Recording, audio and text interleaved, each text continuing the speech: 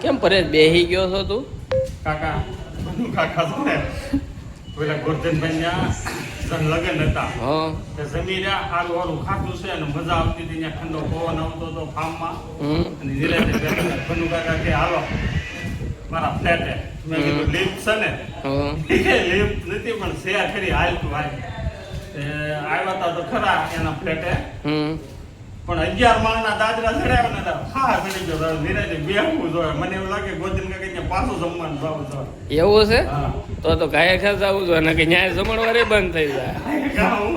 આ એક ફેરો આપણે જિંદગીની સફરની અંદર મેં આ પહેલે ફેરો 11 માળના દાદરા ચડે. 11 માળના દાદરા ચડવા પાછો થોડો નક્કી થાય. એક લખેલું 2 3 4 5 એવું કાંઈ નહીં, સડ્યા જ કરવાનું. આ તો આપણને એવું લાગે પાવાગઢ નો ડુંગરો સીડ્યા હોય એવું લાગે. આ ભાઈ નો ફ્લેટ છે.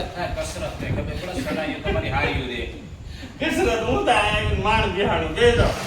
શું કાતો નથી આમ. તમે કેટલી બધું દાદરા ચડો રવિવાર ઓઠા કહેવાય હો. બધું હોય ને કે 2 જણા છાલ એ તો નાખે દે. જેમ કે આલ્યો એ ને 100 રૂપિયા પણ મારે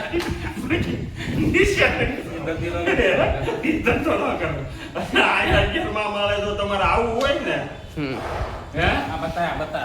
તને એમ લાગે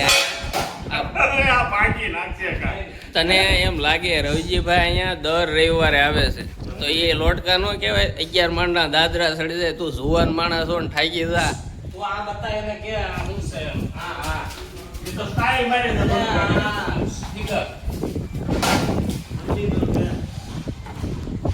હવે આ અમારે ભલુ કાકા એના ફ્લેટ ની અંદર આવું એક સ્ટાઇલ ની અંદર એવું કંઈક બનાવેલું છે.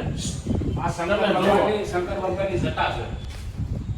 હે શંકર ભગવાનની જટા આવે ને આવો શંકર ભગવાનની જટા છે. આ જ્યોત છે. અને ગણપતિ કઈ જાય કટાઈ જાય ગણપતિ. એવી રીતે એને ફ્લેટ ની અંદર સ્ટાઇલ મારી છે. પણ મારું કહેવાનું મંતવ્ય એવું છે, બતાવો એનો ફ્લેટ મસ્ત ફ્લેટ બનાવે છે ને ફૂલ આવા બધા વાળો છે. પણ કહેવાનું એવું તમારે અહીંયા આવવું હોય ને લિફ્ટ